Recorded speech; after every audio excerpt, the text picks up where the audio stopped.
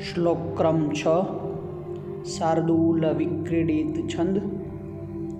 व्यालम्बालमृणालतन्तुभिरसौ रोद्धुं समुजृम्भते भेतुं वज्रमणिं शिरीषकुसुमं प्रान्तेन सन्नह्यते माधुर्यं मधुबिन्दुना रचयितुं क्षाराम्बुधेरिहते मूर्खान्यः प्रतिनेतुमिच्छति बलात् सूक्ते सुधास्यन्दिभिः। अन्वय सुधास्यन्दिभिः એટલે અમૃત જરતા, સુક્તેહિ એટલે સારા વચનો દ્વારા, નેતુમ એટલે લઈ જવા માટે, વ્યાલમ એટલે દુષ્ટ હાથીને, બાલ મૃણાલ તંતુભિ કોમળ 20 તંતુઓ વડે, રોદ્ધુમ એટલે કાબૂમાં રાખવાની, સમુજૃંભતે ચેષ્ટા કરે છે, શિરીષ કુસુમ પ્રાંતેન શિરીષ ફૂલના અગ્રભાગ વડે, વજ્રમણિમ હીરાને, ભેતુમ છેદવા માટે, સન્નહ્યતિ તત્પર થાય છે, મધુબિંદુના મધના બિંદુ વડે, ક્ષારાંબુધેહિ ખારા સમુદ્રને, ઈહતે અભિલાષા રાખે છે, ઈચ્છા રાખે છે તેવું। અનુવાદ: જે માનવી અમૃત ટપકતા સુંદર વચનોથી દુર્જનોને સજ્જનોના માર્ગે લઈ જવાની ઈચ્છા ધરાવે છે, તે મનુષ્ય દુષ્ટ હાથીને કોમળ 20 તંતુઓ વડે કાબૂમાં રાખવાની ચેષ્ટા કરે છે, શિરીષ ફૂલના આગળના ભાગથી હીરાને છેદવા તૈયાર થાય છે અને મધના બિંદુથી ખારા સમુદ્રને મીઠો બનાવવા ઈચ્છે છે। શ્લોક ક્રમ 7 ઇન્દ્રવજ્રા છંદ। સ્વાયત્તમેકાંતહિतं વિધાત્રા વનિર્મિतं છાદનમગ્નતાયાઃ વિશેષતઃ સર્વવિદાં સમાજે વિભૂષણં મૌનમ પંડિતાનામ। અન્વય: સ્વાયત્તમ એટલે સ્વાધીન, વિધાત્રા એટલે બ્રહ્માએ, એકાંત હિતમ એટલે અતિશય હિતકારી, સર્વવિદામ એટલે કે વિદ્વાનોના, અજ્ઞતાયાહ એટલે મૂર્ખતાના, અપંડિતાનામ એટલે કે મૂર્ખાઓની, છાદનમ એટલે કે ઢાંકી દેવા માટે, આવરણ માટે, વિનિર્મિતમ બનાવ્યું છે, રચ્યું છે। અનુવાદ: વિધાતાએ સ્વાધીન, અત્યંત હિતકારક તથા ખાસ કરીને વિદ્વાનોના સમાજમાં આભૂષણ સ્વરૂપ મૌન મૂર્ખાઓની મૂર્ખતાને ઢાંકવા માટે રચેલું છે અથવા બનાવેલું છે। શ્લોક ખાસ રીતે કહેવા માગે છે, આનું એક પદ એવું કહે છે, વિભૂષણમ મૌનમ પંડિતાનામ એટલે કે મૌન મૂર્ખાઓની મૂર્ખતાના આવરણ માટે, ઢાંકવા માટે છે। શ્લોક ક્રમ 8 શિખરિણી છંદ। યદા કિંચિન્નોહં વિપ ઇવ મદાન્ધ સમભવં તદા સર્વજ્ઞોસ્મીત્યભવદવલિપ્तं મમ મન યદા કિંચિત કિંચિદ બુદ્ધજનસકાશાદવગतं તદા મૂર્ખોસ્મીતિ જ્વર ઇવ મદો મે વ્યપગતઃ। અન્વય: કિંચિંજઃ થોડું જાણનાર, સમભવમ એટલે બની ગયો હતો, અવલિપ્તમ એટલે ગર્વપૂર્ણ, બુદ્ધજન સકાશાત એટલે કે વિદ્વાનોની જેને સંગત સોબત દોસ્તી કરેલી છે તેવા, અવગતમ એટલે કે જેને ભાન થયું છે, અવગત થયા છે, જ્ઞાન મેળવ્યું છે, મદહ એટલે કે ગર્વ, જ્વરહ એટલે કે તાવ, તાવને સંસ્કૃતમાં જ્વરહ કહેવાય, વ્યપગતમ એટલે કે ઉતરી ગયું છે, સ્વસ્થ થઈ ગયું છે.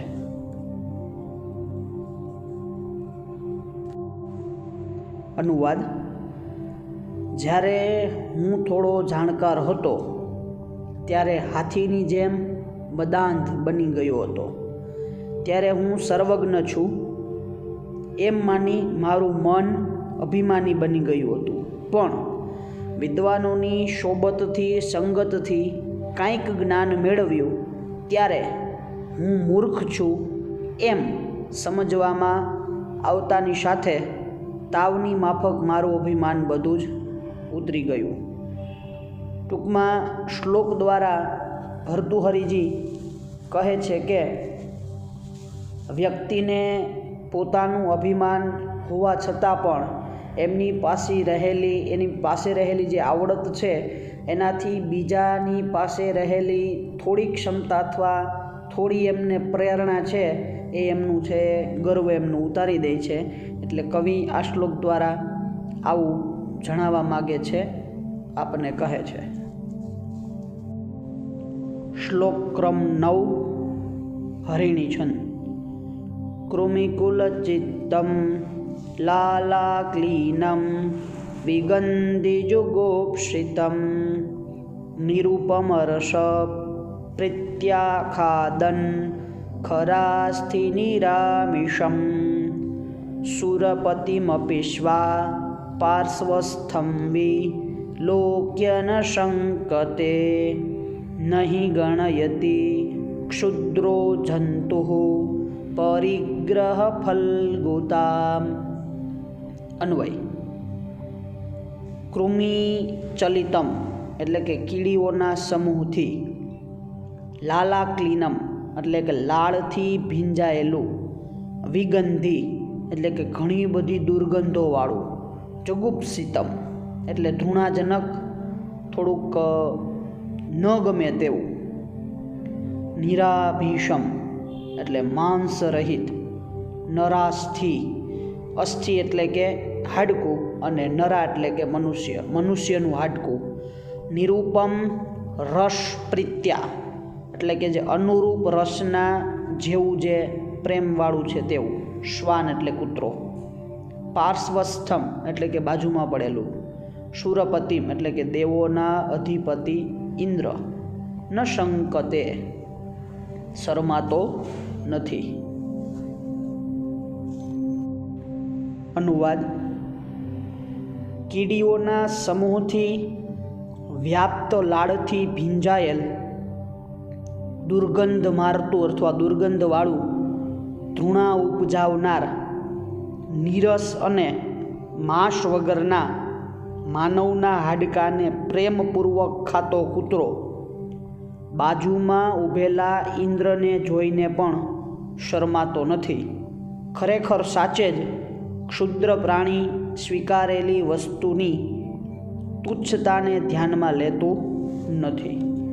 કવિ ભર્તૃહરિ આ શ્લોકમાં કહે છે એવું, અંતિમ ચરણ એવું કહે છે, નહીં ગણયતિ ક્ષુદ્રો જંતુઃ પરિગ્રહ ફલ્ગુતામ એટલે ખરેખર ક્ષુદ્ર છે એ પ્રાણી, ક્ષુદ્ર પ્રાણી સ્વીકારેલી વસ્તુની તુચ્છતાને પણ એ ધ્યાનમાં લેતું નથી. શ્લોક ક્રમ 10 છંદ શિખરિણી. શિરઃ સાર્વં સ્વર્ગાત પશુપતિ શિરસ્ત ક્ષિતિધરમ મહીઘ્રાદુ તુંગાદ દવનિમવનેશ્ચાપી વલજલધિમ અથો ગંગાશેયમ પદમુપગતાસ્તોકમથવા વિવેકભ્રષ્ટાનાં ભવતિ વિનિપાત શતમુખઃ. અન્વય: શાર્વમ એટલે ભગવાન શંકર મહાદેવ. ઉપગતા એટલે કે એમના ઉપરથી ઉતરેલી. પશુપતિ શિરસ્તઃ એટલે ભગવાન શંકરના મસ્તક પરથી. ક્ષિતિધરમ પર્વત પરથી. મહિઘ્રાત એટલે કે પર્વત. અવનીમ એટલે કે ધરતી પર. જલધિમ એટલે કે સમુદ્રમાં. અધઃ એટલે કે નીચે. સ્તોકમ એટલે કે તુચ્છ હલકા. પદમ એટલે કે સ્થાનને. અનુવાદ. ગંગા નદી સ્વર્ગ એટલે કે આકાશમાંથી ભગવાન શંકરના મસ્તક ઉપર ઉતરી. ભગવાન શિવના મસ્તક ઉપરથી હિમાલય પર્વત પર આવી. એ ઊંચા પર્વત પરથી પૃથ્વી પર આવી અને પૃથ્વી પરથી સમુદ્રમાં ગઈ. એમ નીચે જતી ગંગા હલકા પદને પામી વિવેક ચૂકેલાઓનું અનેક રીતે પતન થાય છે. કહેવાનો મતલબ આ શ્લોક દ્વારા કવિ કહે છે કે વિવેક ભ્રષ્ટાનામ ભવતી વિનિપાત શતમુખ. જે ઉદાહરણ દ્વારા કવિ કહે છે કે આકાશમાંથી પડેલું જે ગંગાનું સ્વરૂપ છે એ ધીમે ધીમે કરતાં પૃથ્વી લોક સુધી પહોંચે છે. ત્યાં સુધીમાં ઘણા બધા એમને સંકટોને પણ પાર કરવા પડે છે અને એમની સાથે સાથે પૌરાણિક પ્રસંગોને આધારે જે કથા કહે છે પ્રમાણે ભગીરથ દ્વારા જે કપિલ મુનિના શાપને કારણે જે અવગતિ પામેલા પોતાના પૂર્વજો હતા એ ગંગા અવતરણ દ્વારા ઉદ્ધાર પામેલા હતા. તો આ ગંગા નદી એટલા બધા કષ્ટોથી પણ આકાશમાંથી એ પૃથ્વી ધરતી ઉપર આવે છે.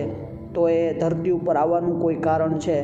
તો જે વ્યક્તિને જેમનું પદ મળેલું છે પદનું એને કાર્ય કરવું જોઈએ. કારણ કે વ્યક્તિ છે, પદ છે તો વ્યક્તિ છે એવું 100% કહી શકાય. પણ વ્યક્તિનું વ્યક્તિત્વ છે એ એમનું પદ ગયા પછી પણ એ પદના આધારે વ્યક્તિત્વ જાણી શકાય છે એવું શ્લોકના આધારે કવિ કહેવા માગે છે.